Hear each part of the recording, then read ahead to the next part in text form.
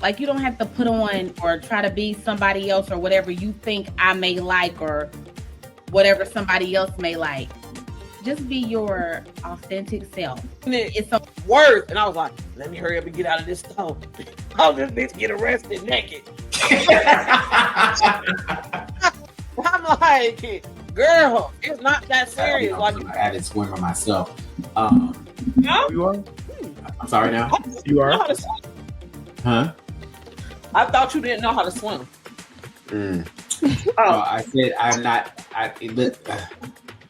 I know how to swim for my own benefit. Like I'm in quicksand and I'm like, Daddy, I love you, bro. I want to see these clothes.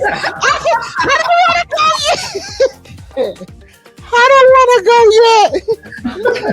yet. I think people try to kind of be what they think you need, and it's not really that, or try to operate in a space that and feel like they're being an ally, but they're not really being an ally. Because I tell people this all the time. It's like at work, especially when you're a new person at work. I wish we could be a bit more unified in some of our approaches to how we try to address inequalities or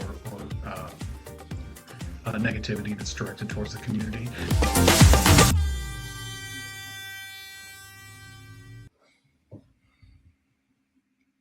Welcome to another episode of the Off Topic Podcast. How's everybody? Oh, I know. What was that? I'm opening my eyes, baby. okay, baby, you want to fight? Can we not choose violence today, please? Oh, we're never choosing violence. Anyway, I got Brian with me, Dr. DJ Evox. Hey, what's up? And Mama Kim. Hello, good afternoon, good morning. Extra exhausted. What is that on your head? Bitch, it's my. I'm going short this week because it's cold outside. I don't know why. I should have went long, but I went short. That's interesting. Bitch, you better leave me the fuck alone. I just woke up. I barely got a little wet on my face. You better leave me alone. I jumped up like it was late. I think it's a side profile, like when you turn your head to the side. That I'm like, that. You know, it reminds me of like the lunch lady. I am a lunch lady. You ain't know? I'm part of Oliver and Mamie's. What the hell? No, I'm talking about the lunch lady at junior high school. You heard what I said. Square pizza. What'd you say, Brian? I said serving the square pizza. Brian, don't do I'm that. sorry, Kim. I'm sorry, Kim. Not the lunch lady, bitch. That's square pizza. The fuck? May I help you? How's everybody doing? How's your week been? Oh, exhausted, baby. Just trying to still get used to this night shift, honey. I wanted it, but I still have not figured out my sleep. I'm trying here to tell you, you're not gonna ever get used to it because, and this is no shade, but the older you get, the harder it is for your body to adjust to certain changes like this. And what you really should be doing on the days that you're off, you should be acting as if you go to work. But see, like today, you slept all day. You should have got up. You know what I'm saying? No, I'm serious because you got to train your body in that way. Even if you're exhausted, you got to train your body in that way so it'll be easier. Because then on your off days, all you doing is sleeping, and so that's only gonna make it worse when you go to work. Yeah, no, but you know what? It's like Sunday, I'm up. I'm like, this past Sunday, I was up watching church and I was cleaning, I was folding my clothes, but I was still operating like I was on day shift because I was up like at 7 o'clock in the morning. I'm like, okay, dude. And then now it's 12 o'clock. I'm like, oh shoot, I gotta go to work at 5:30. So just trying to get. They say you late all the time anyway. They say you don't get you at about 7. Oh no, baby. Why my manager try to say that? I said, what you say? He said, oh no, not to you. I said, oh, I know you didn't. I said, baby, I'll be here at 5:45, 5:30 every day. And our shift don't start until 6:30. And so I'm there an hour early every day because my partner is there every day an hour early and we come in together. Oh, yes, an hour before, an hour after. And I'll probably spend 2 hours after. Yeah, because we stood outside today talking until it was like 7:15. which was good because I was able to go to this new grocery store. It's part of the HEB family. It's called Joey V's. Mm-hmm. And it was super cheap. And then I went to Winco. And I haven't been in Winco in so long. What you got to get from the grocery store? You know what? Honestly, I don't know. But I just was in there and I was pushing my buggy and I was like, oh, let me get this. Oh, let me get this. Oh, dang, this how much this cost? Oh, let me get this. And then I went to Winco and I forgot how Winco had, like the bulk food, like if you wanted like flour or sugar and you can buy it by the pound. I forgot about that. I'm like, I could have been coming here. And they had ground turkey, 3 pounds for $7.50. I was like, they had green peppers for $0.25. I said, how's y'all green peppers $0.25? But I go to Kroger's and they $1. 69. Where y'all get your green beans from? I mean, green peppers from? Like, it don't make sense. But no, I found some good deals. Well, good. Brian, how's your week been? It's been an interesting week. Been dealing with some pet health issues that have been not great to deal with, but they may be resolving themselves. We'll see. But other than that, work has been very quiet. So not a whole lot to report there. Good. Well, I definitely understand what you're talking about the pet issues. I know I be yelling at these little rugrats, but the minute one of them breathe wrong, I'd be like, I gotta go to the vet. More so for Riley. Remy, she's a trooper, so she don't really be getting sick or anything like that. But Riley, my baby, I gotta go. But yeah, I definitely understand that. So, everybody get ready for the holidays. We only got 3 weeks. 3 weeks from yesterday. But as ready as I'll ever be. Oh yeah, it's coming. This year's gone by really quickly, and it seems like the holidays are coming in with a vengeance. Because I guess maybe because Thanksgiving was a week later, so now it's kind of like, which I'm appreciative of it because that means 3 weeks, only 3 weeks of doing this MET, so I'm okay with that. Oh yeah, doing what? Mandatory extra time. Oh, got it. Mm-hmm. Yeah. And I've been blessed. I was off for 2 weeks of not having MET, so I was like, yes, Lord, come on. Y'all back on it? Oh. We still off. This is our first full week, and they said we probably won't have it again next week. Oh, good. Yeah. Good. Oh, I know what he's talking about. He's talking about when I've seen that video of Mama Kim, because that's exactly that little hairdo you got reminds us of Samuel Jackson's wife when he was at the Oscars. Oh, Mr. Producer, don't come for me. Oh yeah, he's coming for you. What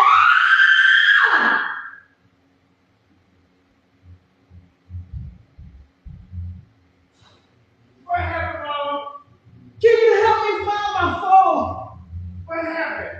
I can't find my phone. I'm trying to call you. I couldn't find my phone. I can't find my phone. Listen, another note. We ain't trying to give her no promotion, but P got some of that everything black. Oh, it smell better? When I tell you, when she talking about getting ed up, I was like, he sprayed it on my hand. I said, oh yeah, I'm gonna have to order some. Because I was wondering if y'all got some, and I was like, I need to go in there and get it. Well, the super fan got one. Because the other everything, I'm like, remember that day you was like, you got on everything? I do. Yeah, no, this one is a lot better. It's got a difference. Brian, everything. T.S. Madison has a perfume that she was selling last year called Everything. Not Everything. Minus the B. Everything. And she always saying, you spray this on, you're gonna get ate up. You're gonna get ate up. But now she got one that's everything black. It's supposed to be like the evening version of it, but it's it's better than the other one. It's like you can wear this all throughout the day. It smells really good. I'm gonna have to get some. Yeah. This is a unisex scent. Yes. I mean, we all the girls, so we can wear it. I guess. And that's clear. I'm glad you said it. I've been saying that, baby. But she did say it was unisex, you know. And all joking aside, this one is the first one is a little shifty. You might be like, oh, what you got that on for? But this one, seriously, it is unisex. You'd be like, oh, okay. You know, you ain't gonna look at him sideways. You catch your whip of it and you see him. You'd be like, oh, okay. You know, it does smell really good. Okay. Yeah, I'll get some. I'll have to check it out in New Year's. Mm-hmm. Yeah, I'm sure he'll be wearing it and it loud and proud and everything. So, y'all ready to get into this? Well, I hope the first little story don't trigger you, Mama Kim, considering your recent news. So, we're about to see, honey. All right, you ready? Mm-hmm. If you live in South Carolina, are you paying attention to the story of Kalia Turner? Kalia Turner, now 14, suffered more than a year of physical and verbal abuse at the hands of 5 peers at the Dr. Finney J. Fisher Middle School in Greenville. Now, because of that, Kalia tried to end her own existence. But by the time she was found, she had been without oxygen for 8 minutes. Now, because of that, it left her with permanent brain damage and a lifetime of care that she is going to need. But it doesn't end there. While she was in ICU, one of her bullies snuck in and took pictures of her. One of the bullies made their way inside the ICU and snapped photos of her intubated and posted them on social media, spreading rumors about her injuries. This is according to a lawsuit. Ty Turner, Kalia's mother, says she wants justice, and she's targeting the school district directly for failing to protect her daughter and allowing the bullies to go unrestrained for over a year and a half. I hope she sues the school, the hospital, and the bullies that were involved. This is ridiculous. Oh, now I don't know why she would sue the hospital. because how did they let them kids in there? Right. That's how do you let the kids in there? Because technically, if the kids say, "Oh, that's my friend, I want to see her," you don't know. But no, you only people can see her is her family. How did a stranger that's not her family get in there to see her on ICQA? I mean ICQA. I was about to say, is that where she was at? I ain't trying to make light of it, but I know what ICQA is. Somebody say, what? ICU. Yeah. Because that is crazy. Like, but that, and my granddaughter was saying stuff like that, like, oh, stuff at school. And I'm like, these kids these days are horrible.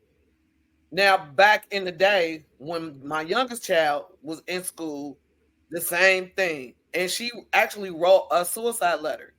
And the counselor, we had to go to school, but luckily it was caught. But it was not her teacher. It was another teacher that witnessed it that called it out.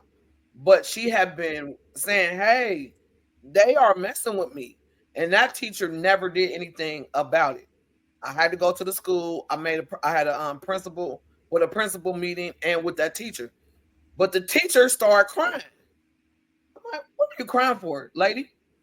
Well, your daughter said that you was going to beat my fat ass. I was like, ma'am, I would have my daughter would have died. But no, I'm not about to beat your fat ass. You weren't even fat, girl. Like, no. But she started crying and all this other crap. But I'm like, the teachers, the school district should be held accountable. I send my child to school for how many hours, whatever, and you're not protecting her.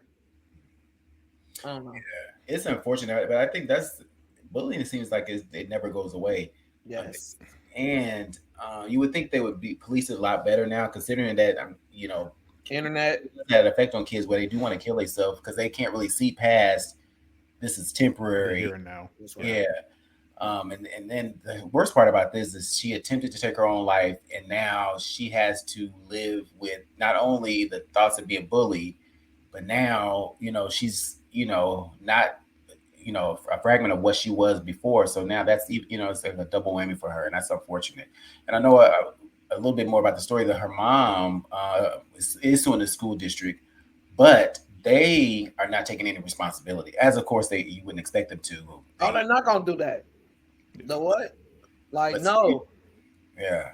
And so I wonder, like, was she telling somebody? You know, hopefully she wasn't suffering in silence. You know, and just right. But I was wondering, you know, maybe she was telling a teacher or something like that. Hey, so and so. But I don't know. Oh, that is a lot, baby. These kids go through a lot. I mean, and she was a beautiful little girl. Yeah. So, you know that old saying, you know, children can be so cruel. You know, it really is. And when you're in school, those are your formative years, and they could be the best years or the worst years, depending on where you are on that spectrum. So it's unfortunate. So you know, our prayers out there to her and her family, because I don't know. Because now she in that state, that's expensive. Like, yeah. And then it not only it now just changes her mom's life or her family's life in general, like, because now 24-hour care. You know. So I don't know what her mom may have did for a living, but now that's going to change because she's going to have to make sure. So that's So my thing is, the petty side of me is saying, well, listen, if the school district ain't going to do nothing about it, if the hospital ain't going to do nothing about it, you got to go for a little street justice. Oh, I kind of had that same thought because, you know, I actually dealt with some bullies. Oh, not the street justice.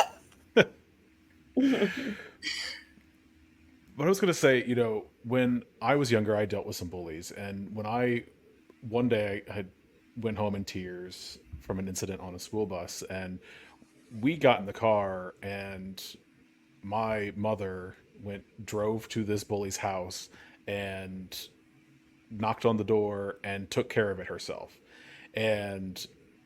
But you know, now I think people are not in a position where they can even do that, because you know, you go knock on somebody's door, act aggressive, you get shot. Like people don't care. Like, everybody thinks their kids are perfect, and you know, they're not going to let you stand there and scream at their kids, even though their kid is clearly doing something wrong. Like, I don't know what the solution is. And the school is powerless. Don't get me wrong; they have a responsibility to take care of these things, but kids don't listen. There's no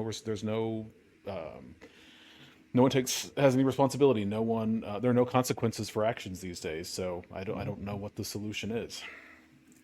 Yeah, man, that's Brian, I can't imagine you being bullied. I don't know why. I just have this vision. I can't even imagine Brian crying. So when you said you were in tears, I'm like, and it's random, and it's off topic, but random. I thought about that the other day. I said, I don't know what I don't think Brian cries. Because I can't imagine you crying. I don't know why. I was like, because it just seemed like stuff just really you just kind of let things roll off your back and just move on past it. But maybe that's something I've grown into more than it has always been the case. No, I definitely, you know, how do I describe this? Like, I've had some experiences in my life that were emotionally deep enough that things like relatively minor things don't really compare to that. So like one of my formative experiences in life was my younger sister. In 1993, I had a sister who was 1 year younger than me. She was 11, I was 12, and she died of terminal brain cancer. And that was the hardest thing I've ever done. And ever since then, nothing really compares to that kind of pain.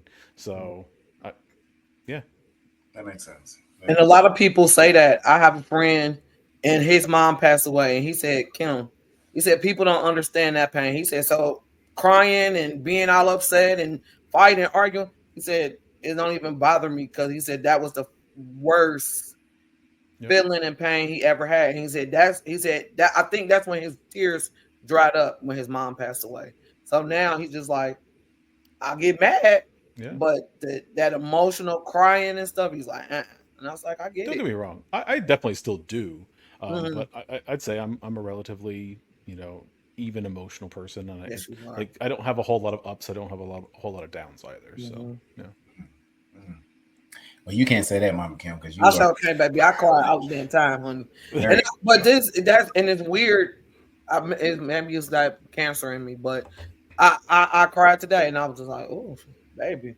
But I hadn't cried in a long time. I've been more angry here lately than emotional. I'll be ready to fight, because I'm like, why y'all fucking with me? Please leave me alone. but people tend to try to bully people because they think they can. But then when the shoe is on the other foot, now they playing the victim. Don't play the victim now, sir or ma'am. Or ma'am. That's very true. Yeah. Don't do that. Yeah. But I just hope she pulls through and everything is okay and everything like that. And I I hope they get justice. Yeah, absolutely. Yeah, and oddly enough, I hope the bullies see the error of their ways. Unfortunately, because you always see those stories sometimes, like they'll be 20-some years old or 30, and they'll be like, "Oh my God, I had this epiphany of what I did." But I hope it comes to them sooner than that, so that clearly it hasn't.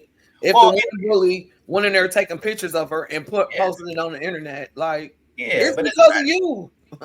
No, I get that. It ain't happened just yet, but I'm hoping it sooner than later that they have that aha moment and try to do something to make it right. I mean, I don't know what you really could do to make it right in the situation, but just something. Acknowledge her pain, acknowledge her hurt, acknowledge what what you've done. Maybe that in itself could be healing for her or whatever. I don't know. So we'll see. Yeah. We'll see. All right, let's get into this next story. I'm not sure. Have a little technical difficulty. I can't say this enough. Stop waiting. You could get hit by a bus next week. Do not waste your life waiting, worrying, or wishing for things to change. You gotta want it enough to do the work. Your dreams have a brick path that will get paved every single day, one brick at a time. All of the things that you dream and desire are just there waiting for you to reach out and freaking grab them. Stop killing your potential by thinking and doubting. It's exhausting. You guys have dreams to fulfill. You got a world to change. You got money to make. You got a life to live, happiness to feel.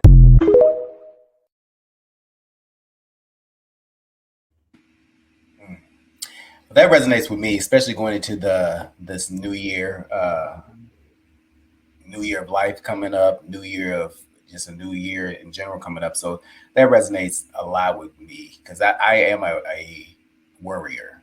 I'm a worrier. I'm a stressor. I'm all of the things, everything that deals with that relates to worrying and stressing. I am that. Just feeling like always I should be doing something different. I should be doing something better. This should be working out. That should be doing this. So I don't know how to just be. I think that's one of my things for the next year. I put in I'll put on my vision board is just to learn how to just be, live in the moment, not stress about the past, worry about the future, just live in the moment. So I don't know. Boy, you trying to have somebody emotional, honey? I'm not today, honey. I don't want to. I don't want it because I'm over here. I was like, when I saw that, and I said, "This." I always tell you this all the time. I tell you all the time. Life's so short, and the things that we can't change, we got to keep moving. Because when we get stuck on, oh, why this going on? Why this happened? Or this woe is me mentality, we can't never shake it. And we better than that. And that's the hardest part. I used to do that all the time. I'm like, baby. And it was crazy because last night I talked to this one guy. And it just put a lot of things in my perspective. He's not an older guy, but older. He's on dialysis.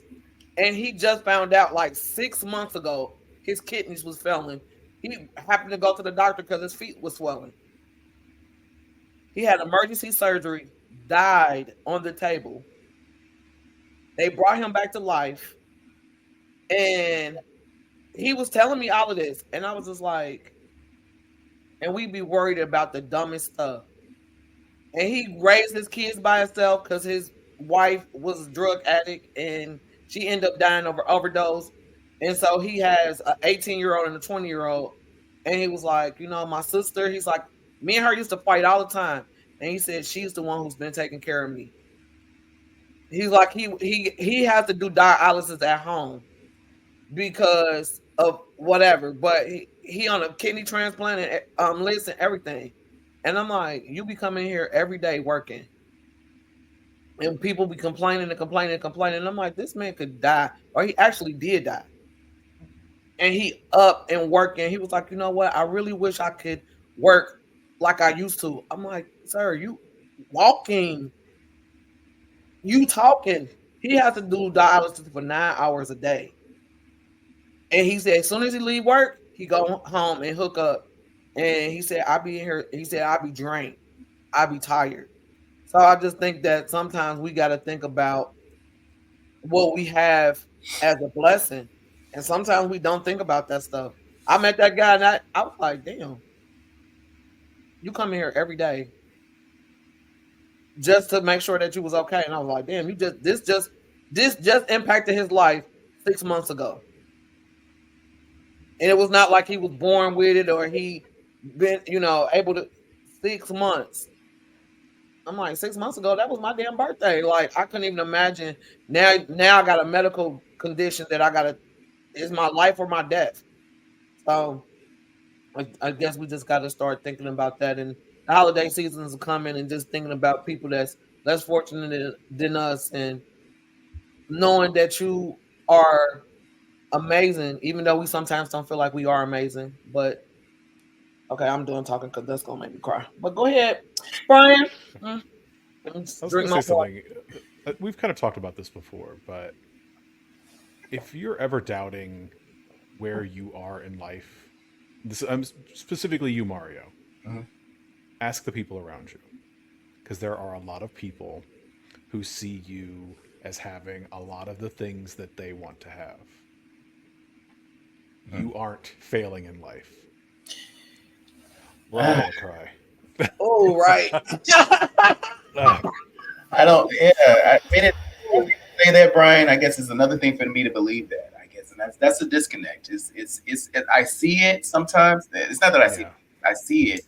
I just don't always believe it. I feel like I should be doing something different, and I feel, and I'm mad at myself in a lot of ways for wasting so much time on doing certain things or not doing and not being who I should have been in my 30s, and now I'm paying for it in my 40s, if that makes sense. And so my dad tells me this, he's been telling me this my whole life. He said, well, Mario, you are your own worst enemy.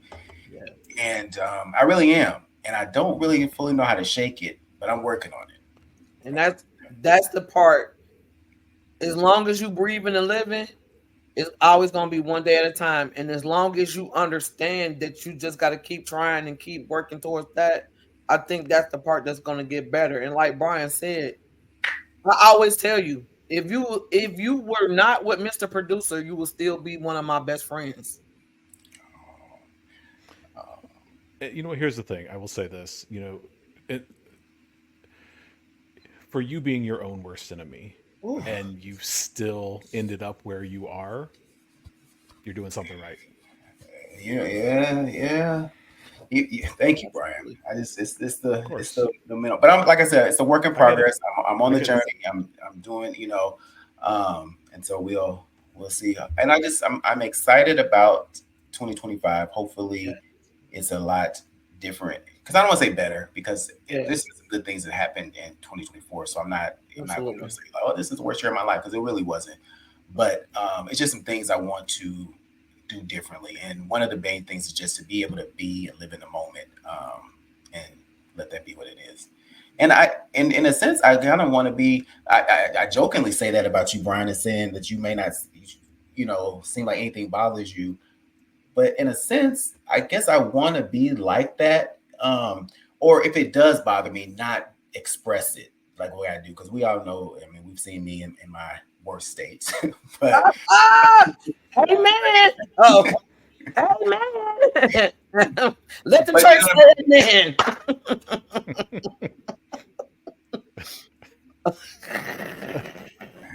Are you done, girl? Are you done? Or are you finished?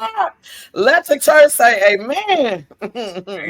But so yeah, and it's interesting enough. I look at all of you guys, and there's pieces of you that I wish, I could take a little piece of that, a little piece of this, instead of third. So we'll see. Life is a journey, life is a journey, and the other side of the journey is not being here. So I want to continue to move on and grow and stuff like that. So yes, we'll see. Absolutely, that's a good thought. That's how you gotta end that, because honey, you got people will come out the woodwork for you, honey, because you're a little crazy, but people love you for that piece. Oh, am I crazy, honey? Mm-hmm. Goodbye. All right, moving on. Moving on. Every transition in life will challenge the circle that you're around. It will test your friendships. It will test your family relationships. And keep in mind, everybody that is tested in that season, if they fail a test, it's not because they're a bad person, right? Some people can be assigned to a different version of me and in a different season. Embody the next version of who I am in whatever small increments that looks like. And then I allow the people to react and to respond to who it is that I've become. They get to decide whether or not they're going to the next level. I don't have to make a decision. The reason why I didn't have to make that decision is because there was a boundary. My boundary is where I find my safety. So boundary says, Brittany loves herself so much that she only allows people who believe in her to have this level of access. What does love look like and feel like? What does family look like and feel like? What does friendship look like and feel like? Because many times we are loyal to people out of namesake, not because they're actually living up to the word that I keep calling them. So if you're my family, then I should see certain behaviors. If you're my friend, I should see certain behaviors. Your behaviors tell me if you're safe or not.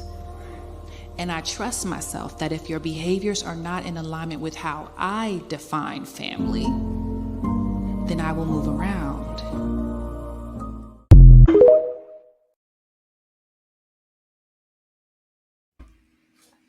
Where's Mr. Producer at? Because you were in all these damn sad stories today. The hell? I'm like, So how are you guys with boundaries? Not good. What makes you not good?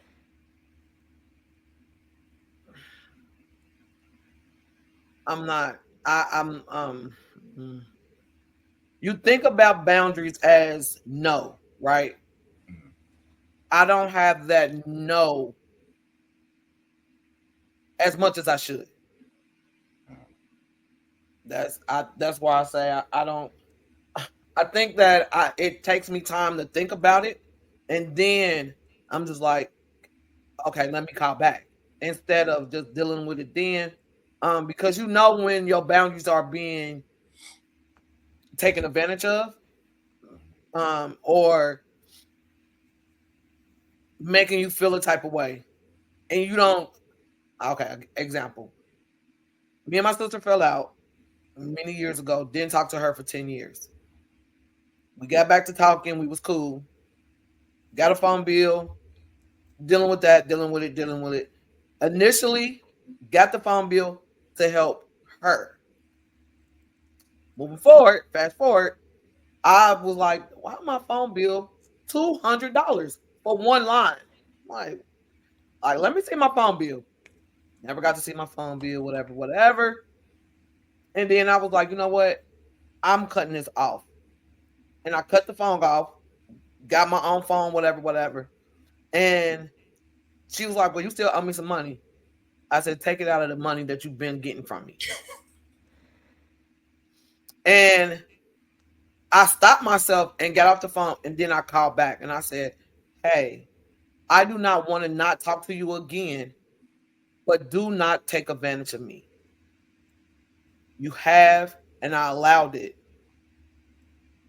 Do you want to still be my sister or not? Because I will not talk to you again. But I had to stop and think, because my first reaction was, bitch, please.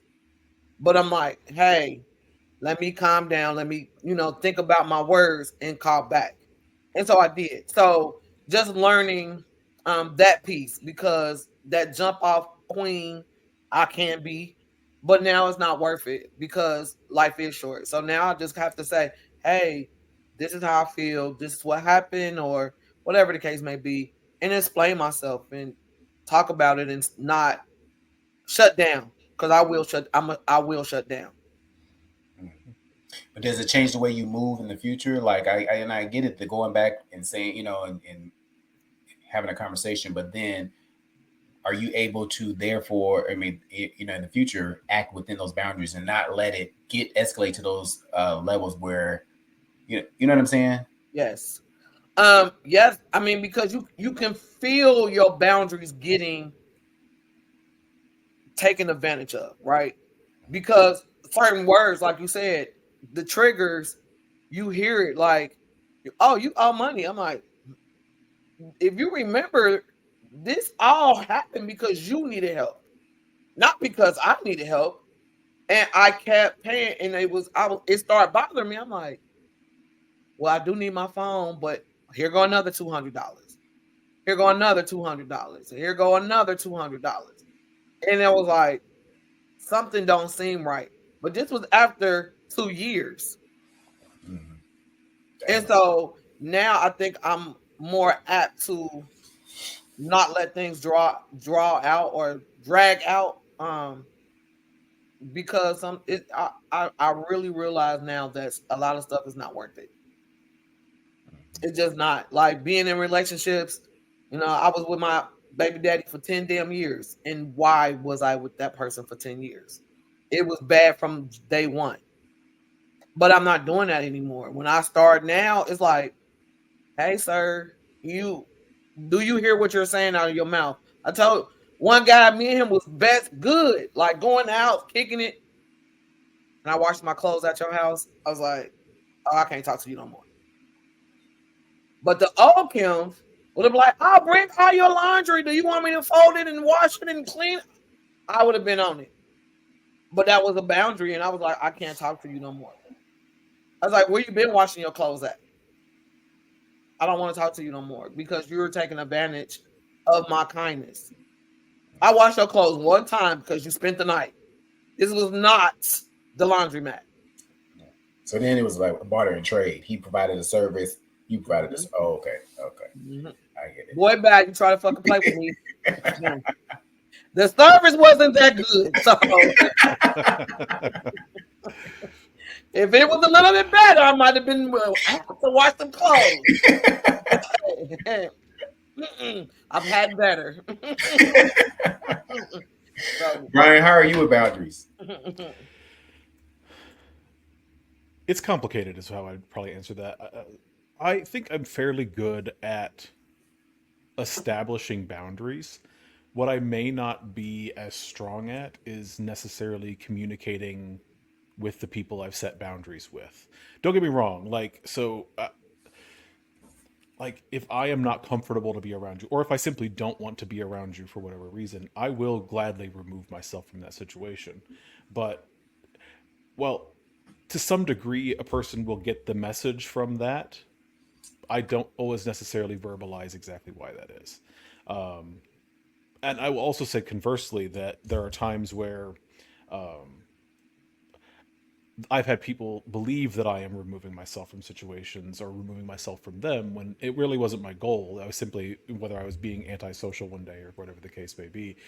So that is the part that I struggle with, is maybe communicating with people that, hey, this is a boundary. You may not see me as much, and here's why. And that's probably something that I should work on. But doing things or setting myself up in ways that protects my mental health, whatever the case may be, I'm fairly good at that. And kind of going back to that clip and talking about things like friends and family, the thing that I always go back to is the term chosen family. Like both of you, producer, all of you belong in that category. And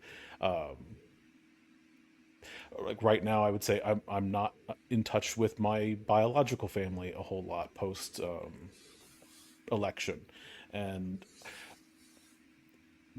that's establishing a boundary. I don't necessarily feel comfortable. I don't want to be there. I didn't go to Thanksgiving for that very reason, but I didn't communicate that fact. I did say that I wasn't going to be there. I didn't say why. I could probably do a better job of saying why.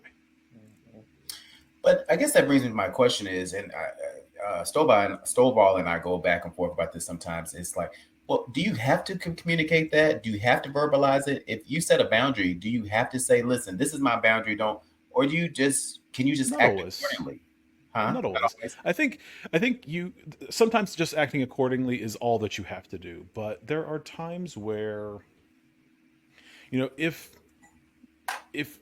either of you or anyone in our close social circle were doing something that were causing me harm or to feel uncomfortable, I would need to verbalize it to you, because I don't just want to cut you guys out. I can't imagine a situation that would ever arise where I would want to do that with our small circle. And so you do need to verbalize it in that case, because it's somebody that people don't realize that they're doing something wrong if you don't tell them that they're doing something wrong. But then what about those people that know they're doing something wrong and they playing in your face? I'm dealing with a situation right now of a young lady, and I use young loosely, that is playing in my face and has been playing in my face for 47 years. But and they know they're doing something, you know what I'm saying? And so I blocked her. Okay. We'll talk more about that offline, but I blocked her, and I haven't spoken to her, and I don't really feel bad about it. The only time it makes me think about it, kind of provoke some kind of thought for me, is if somebody's around and they don't know the story and they're like, oh, how could you do that to her? You know what I'm saying? But other than that, I'm very much so firm in my boundaries that I've set with her as it stands now. And it's taken me a while to get to this point, honestly. But and this is a situation where I know you know what you're doing. And there's no need for me to verbalize anything to you to say, oh, I'm cutting you out or this and that third, because that would only agitate the situation even more. Yeah. So that's why I struggle with, like, do you have to always let somebody know, hey, I'm setting these guys? And an example that you gave, Brian, makes perfect sense. But sometimes I think just like, change your change behavior also, lets it be known. I don't know. I guess it's not maybe not a right or wrong to it. But I'm just curious, like, what do you guys' viewpoint on that is? Do you really have to always verbalize? Listen, yes. Did you have to tell your sister, hey, excuse me, yeah, I guess you, in essence, money involved. Yeah, you do. But even with the emotions, right? Because your story, I know your story. So it's emotional, right? And I tell you this story because of how me and my mister wrote me a letter with the shenanigans. And I kept reading it and kept reading it and I kept reading it. And I was like, but I did not talk to that person. They called me and asked me, was I upset? And I said, yes, I am. And then it gave me the opportunity to tell the why I was upset. They thought they were getting things off their chest, which was okay, but you can't get anything off your chest if you have never been there for me. And so, because that person was the person that birthed me, I kind of gave that, man, me and you joke about this, Mario, I want to get into heaven. So I was like, you know what, let me just sit back. I'm not going to talk. But they called me and they said, hey, and I was like, you can't do that to me. And now I'm grown, but where were you at when I needed you the most? And then for you, and I might have had a lot of bad behavior, but have you taken a look in the mirror to see why I had these bad behaviors? and you want to verbalize it in a damn 3-page letter, bet I ain't got shit to say to you, because I went through a lot of things because you wasn't there. And so you looking at my bad behavior and you're not taking any accountability, I won't talk to you. And then when they called and I that gave me the opportunity to get it off my chest, and we move forward from that. But sometimes people don't, like you said, stop playing in my face, because I do want to get in heaven. But at one point, when do you stop allowing that person to play in your face? Oh, well, I don't really have an answer to that one. I mean, that's the part that you have to figure out, because what time, when are you going to stop allowing that person to play in your face? Because it's a way that you can get your point across without being disrespectful. Because I did it, and I didn't cuss at him. I just said, hey, this is how I'm feeling. Now, he was receptive. Everybody might not be respectful or receptive and respectful. But when you get it off your chest, that's on them. Yeah, but with the recent developments, I can guarantee you they're not in that space, and it would be I would be not my ticket to heaven would be they'll see me tell me, I know you fucking lying. Tell me, get out of here, pack your bags. But no, it's just interesting. It's interesting and I think that, I was talking to my therapist today about that situation, but just about other stuff. And it's like, well, sometimes when you grow and you try to be a better person, not everybody's receiving of that. And a lot of times people do see you as you always have been, and that's how they move. And they, you know what I'm saying? They move in that sense, like, and so pop off. Oh, he gonna pop off. They're waiting on that person. Yeah. Because I know that person. And I was like, oh. So, but I still love you, baby. But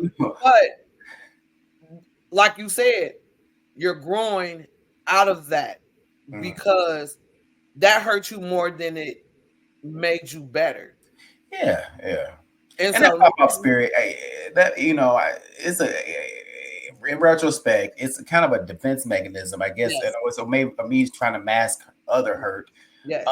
And so, or the built up of hurt, and so then it just becomes, erupts at the wrong times and on the wrong people in a lot of cases, honestly. But now you're trying to grow from that, and so that's the thing that a lot of times people don't want to see your growth. They don't. But even aside from the pop off and type of thing, but I don't feel like people want to see growth, period. Or maybe they do. They accept your growth, but then they also want you to stay how you were for them. Do you know what I'm saying? Like, it's okay that you can grow and you can do this and you can do that. But when it comes to you and I need you to stay the same, if that makes sense. And so, and I also feel like people get to know, people watch people, like people that manipulate people, they watch people. So they know what they can do to get to reel you back in, so that you'll be, if they know you sensitive about certain things. Oh, well, I know if I throw this in his lap, he's gonna be like, oh, okay. But it's really unfortunate that people are like that. But you have to have people like that in the world, right? Yeah. Because if you had people like Brian is so even keeled, I wish I had 10 of them at the place of my employment. I have those that play in my face. I have a Brian. I only have one of those, and I have 7 of the play in my face ones. So I'm like, why are you playing in my face? I'm gonna come there one day, and I just want to see this in action. And it's funny. And it's funny because people then come back and tell you that these people playing in your face. And I'm like, oh, okay. They don't know me very well, because my boss, oh, Kim, be calm. How many times do you want me to be calm? How many times you gonna allow somebody to play in my face before I pop the fuck off? Yeah, but you know the downfall to having that pop off spirit. Ain't nobody listening to what you're saying when you popping off. All they paying attention to is the fact that you popped off. What you said matters nothing. They all they focus on when the story is told. All they're gonna be like, damn, Kim popped off. Damn, Mario popped off. You know, it ain't like what he said. It's gonna be what. You can't believe that motherfucker made that scene. Do you know what I'm saying? And everything that you said goes out the window. So that's one thing I have also learned that's caused me to change my behavior is because I want people to listen to what I'm saying and not my action. That's true. That's true. But eventually that person either gonna be on the pot or be off the pot. And it's just one of the things that you have to stop internalizing, because you keep on internalizing it and it's gonna fuck around and be the death of you, and that motherfucker gonna still be breathing and I thought I had cancer, bitch. I'm over here crying and and you didn't have it. That's nothing gonna do nothing but fuel the fire even more. That's why I'm like, leave me alone with the shenanigans. And people do that in my family for real, do the shit. And I'll be like, And like, love my sister to death now, but she was one that, I gotta go to the hospital. And my mom would jump and she'd be like, Kim, go with me. I'm like, okay. That one time I went, I never went back because I was in there being Molly the fucking maid. And I said, oh no. Last time my mom called me one time, I said, I'm not going. Let me know how she's doing, but I'm not going. Because I was like, and when I say I was in there Molly and the maiden, I said, what the fuck is going on? So now that boundary, I had to say, you know what? Let me know how she's doing afterwards, but I can't do that because it was taking something out of me. Like, I'm up, my mama asleep. I'm in there like vacuuming, cleaning. Like, what the? So I said, because it was taking a lot out of me. And a lot of times when people take that shit out of you, baby, it's hard for you to show up for other people that give a fuck about you. That's true. And that's true. And you end up lashing out at those people that give a fuck about you because you can't get to the person that, or the people that have hurt you. Doing wrong to you. And that's the thing that you have to, because of your past, that's how, with a man, I was with this man and he did me, and you think every man gonna do the same thing, and that's not how it is. But do you give that person an opportunity? And now, baby, I'll be looking for the red flags, and maybe the red flags ain't there, but I'll be like, oh, you said what? Can't talk to you no more, because it might get worse. So I think, like Brian was saying, protecting your boundaries, protecting your peace, because you have to protect your peace. Because when you are dead and gone, their peace is still going to be in full effect. That's true. And that's how I see shit now. I ain't used to see it like that. But yeah, you got to switch the narrative, change your perspective. So speaking of popping off, let's look at this happened with the Delta Airlines. You mad? You mad? You're mad. Bum ass. You're mad. You bum ass. You're mad. I'm still talking. You're mad. No, I can't walk. I'm not going nowhere. You bum ass. Now you're mad. You're mad. You're mad. You're mad. I'm gonna leave this airport and have a beautiful time. I got thousands. You bum ass. You gotta be here and work. I paid to be here. That's why you ain't got a job, you broke. You stupid. Shut the fuck up. Shut the fuck up, you broke. That's why you broke and miserable, you hoe. You broke. She want to keep running her mouth. Same way I was talking to y'all, I'm talking to her. She just can't take it. She want to keep saying telling me what the rules and regulations. Shut the fuck up. What the fuck are you talking about?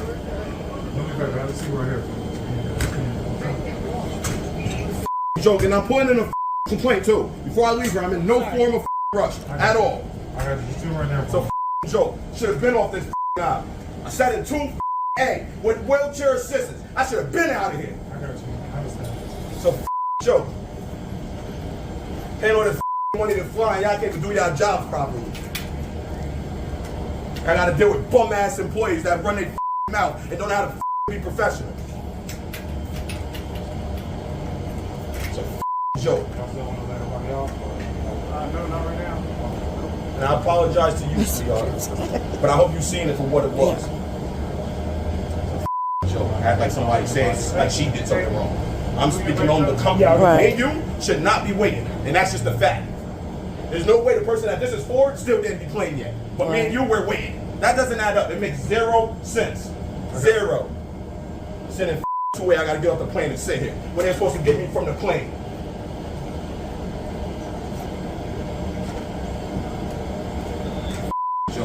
Don't even offer me a seat, nothing. You stand here. Stand here and put weight on your shit that you're not supposed to put no weight on. Stand there.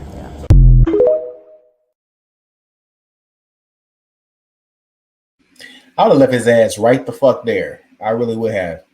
And that was our spirit. But here's the thing: he don't fucking know. Obviously, he don't fly that often. I always hear them say, "If you need wheelchair assistance, please stay seated." Yes. There you go. They say that, please stay seated. So that maybe that's what the lady. I don't know what the conversation was beforehand, but maybe that's what she was saying, sir. You stay seated, I get to you, or something like that. Yeah. But he went off, and she went right back off on his ass. What you about to say, Brian? I was about to say that for at first I was kind of on his side, but then when the situation was basically over and he just kept running his mouth, I'm like, oh, you're the problem. Okay, got it. I understand. Yeah, I mean, because like I thought she did good. She stayed quiet for a couple seconds. Then her blood started boiling and she started going off. But yeah, I would probably had an assault charge or something like that because I would have took that wheelchair. His other leg would have been fucked up. Seriously, no man, you need my help. How did you get off the plane? You can't walk. He got crutches. He got crutches. So my thing is, you still function here. You need help, but then you causing this big scene. And that lady who was recording it, sorry, sweetheart. You didn't have to. Hope you see it for what it is. I hope she do that. You didn't have to make a scene like that at all. You could have relayed your point. She could have relayed her point. Now you make this whole big old scene for no reason. Excuse me. Yep. But I do remember them always saying, if you need wheelchair assistance, please stay seated. Yep. Because you're the last person off the plane. You're not the first person off the plane, sir. Yeah. And if they do come to get you, they'll hold the line and say, let us get, but he probably felt away because he was in 2A and saying, I should be off the plane first. Money. Yeah. Sir, come on now. I don't think it called for all that. And then not everybody had to see that. You see people try to rush off the plane, trying to get out of it. Shit. It didn't call for all that. It didn't call for all that. She did. I would have been waiting for him. Yeah. Because I'm working as a wheelchair person. What is that called? Yeah. The wheelchair assistant people. That'd have been my last day. Hands the fuck down. That'd have been my last day. And I would have came purposely to get him in that chair and flipped his ass over purposely down the escalator. The fuck? At the top of the escalator and boop. Oh shit! Yes. They better have got somebody else. But sir, this is my job and you playing in my face. Yeah. Sit your ass down. You talking about you can't walk? Sit down then. Here's the wheelchair. Sit down. Why are you acting disrespectful and doing all that hollering and screaming at that's a little girl. And you a man. A grown man like that. Yeah. She a little girl. She probably, we may be giving her a lot. She might have been comparable in age or whatever. No, she looked young. She had that little natural hair ponytail, like my granddaughter said.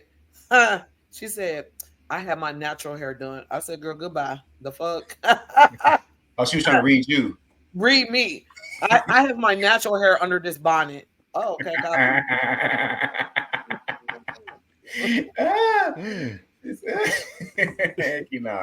I don't know. That's sometimes things like that is uncalled for. When I was on Delta, baby, now Spirit and that Frontier, I expect that. Now you hold on for.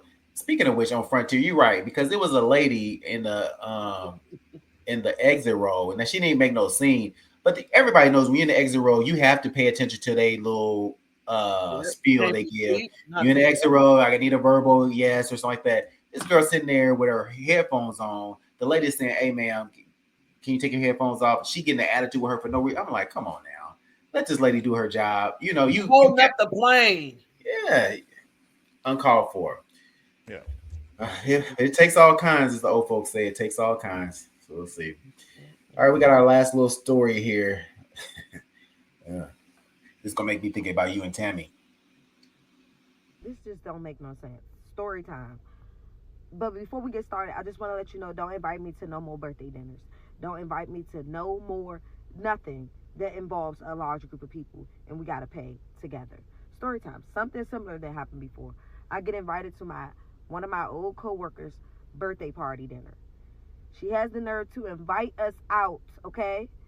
We already knew that it was a possibility in the air because I was telling about a similar situation I had with splitting the check, that it was a possibility that we're not going to be able to split the check after COVID. They stopped doing that in separate ways, separate tabs. One girl that's the birthday girl best friend should have understood the assignment. She's the one that should have understood the assignment out of everybody. She ordered like so much stuff. When I say it was like this girl ordered like 7 drinks. 7 drinks. A steak. And a dessert to go. Oh, did I mention an appetizer? So we get the tab. Everybody else, once again, just ordering like 2 drinks and a meal. I know her stuff was majority of the tab. And this time, we're at steak 48. It's not nowhere cheap. It's not nowhere where it's like, okay, you get a steak, we have Ruth Chris, it's 60, 70, maybe dollars. No, baby. No. We had steak 48 with it's 48 and like it's high as a motherfucker. Like you should have known that you ain't had the money to match that on the menu. So why would you do that? It was time to order the pay the tab. And the lady explained to us that we cannot split it, which we already knew, with separate checks. So everybody putting up their amount plus $15 to $20. I think everybody put up what they had plus $20 for tax and gratuity, like the tip. Here go Miss Mamas.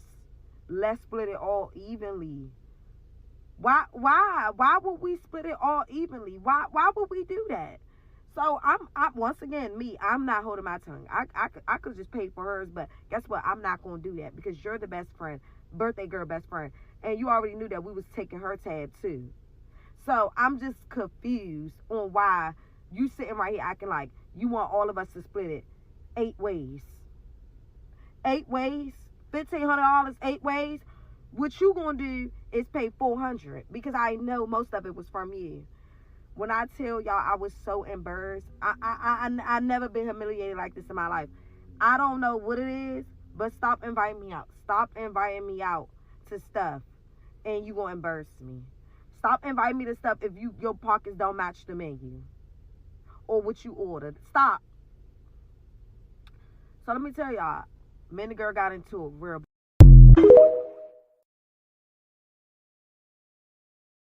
So here's the thing. I was doing the math.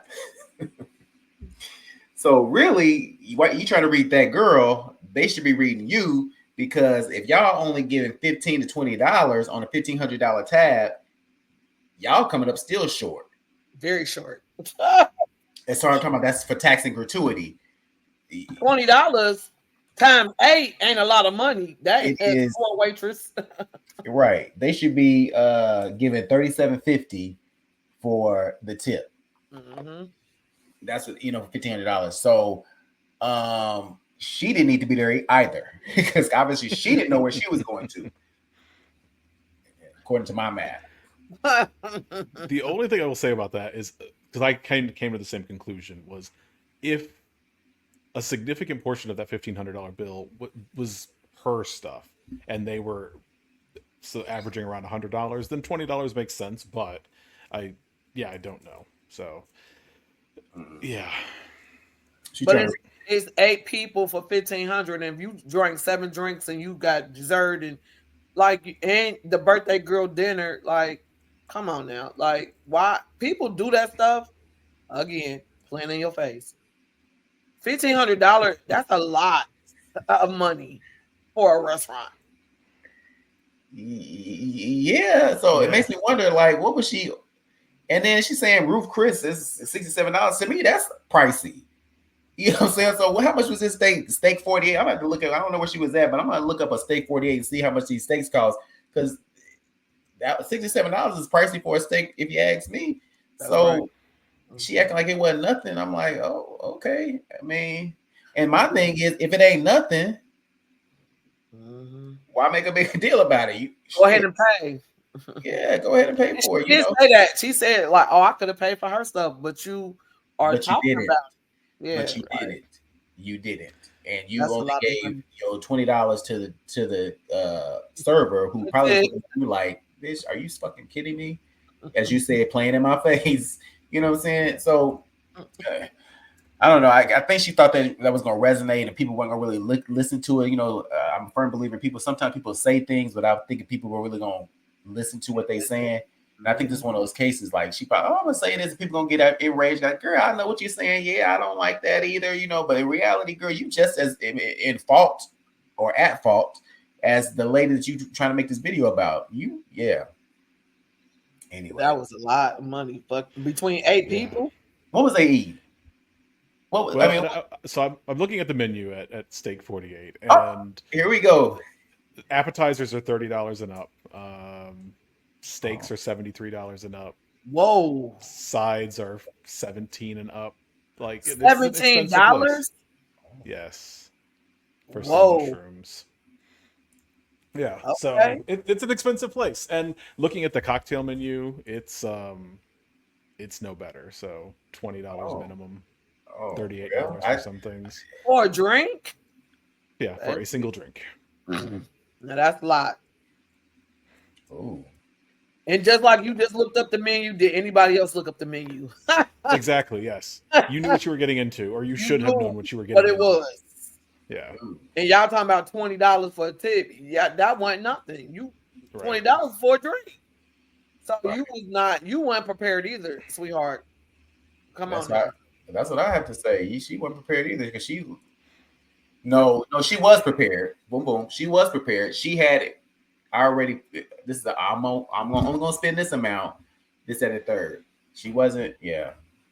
But she said what she said. I had 2 cocktails, my steak dinner, and that was it. So she probably knew she was gonna spend $200. I venture to guess she might not expect. She looks like an appetizer kind of girl. So she probably ordered a drink, a appetizer, and like, girl, you don't want to. I ate before I came. You know, that kind of girl, and probably hit the White Castle up afterwards or something like that. I don't know where is the Steak 48 at, Brian? This one was in Chicago, but there's a few of them. So okay, sure. So then maybe she went to some of the rallies, the White Castle, something like that, Crystal, something like that. She not the rallies, baby. There were these little rallies. Yeah, she went. But that's we'll see. All right, guys, let's get into this uplift of the week.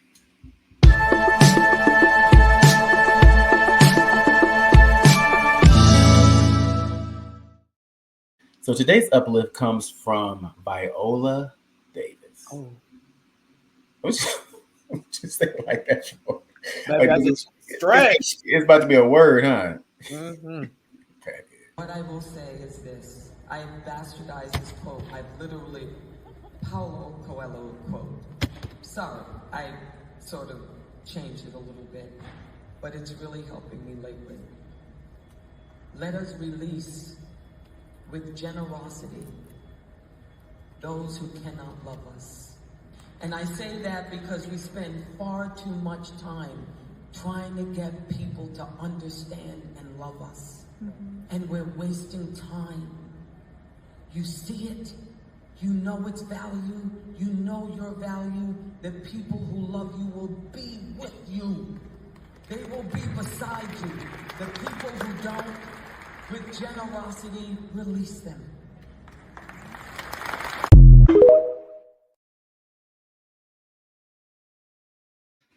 That was a good one. That's with generosity, release them. All right, Miss Viola. And I think it was the theatrics behind it that really resonated. You know, I love her as an actress anyway, but that was a good one though. Yeah, it resonated with me. Mm-hmm. So we'll see. Now you just gotta put it in action, baby. That's all. That is very true. That is very true. So I was hoping that you said earlier that you went to those grocery stores because you were getting your stuff. I already got my stuff, baby. Girl. Only thing I got to get is some baskets, and I'm gonna do that tomorrow. I'm gonna go to. You said you had them, sweetheart. I was trying to get on Temu, honey, and I didn't think it was gonna be here fast enough. So then you'd order on Temu, and it'd have been something this tiny. Don't do that, baby. I'll get all my stuff out of Temu. Child, babe. Brian, we want some baskets. We're Oliver and Mamie are putting together some baskets of some baked goods, some little muffins and cookies and stuff that we make. And we're gonna make about 10 of them and give them to some. Damn, it's 10 now. I thought we was only doing 6. Oh Lord Jesus. Mr. Producer said we should do 8 to 10, and then we're gonna give them to some local businesses and such. Spread a little holiday cheer. Nice. So that's what we're gonna do on Saturday. But something tells me I plan to bake my stuff tomorrow and be prepared for Saturday. Something tells me that the Oliver portion of Oliver and Mamie's will come over here in a haste on Saturday with bags. Oh, you tickled, Brian. Yeah, you was tickled, sweetheart. Baby, don't play with me. My stuff, you gonna be like, I thought we was gonna do it together. No, sweetheart, I have my stuff ready. I got my sweet potatoes ready. I already said we'll put the baskets together, but Brian, mark my words, she's gonna come over here in a haste with batter, talking about I just need to bake these real quick. And by the time because I'm not gonna even worry about the muffins in the cast iron. I'm gonna just use the muffin tins and stuff because I'm gonna have to put them in cups and foil. So I got the foil cups, baby. You don't do that. Don't do this on this good look camera, honey. I'm gonna be ready. I'm gonna have. You know what? Matter of fact, I'm gonna make Rice Krispie squares in shape of the hearts. I already got my hearts and everything, baby. You don't know me.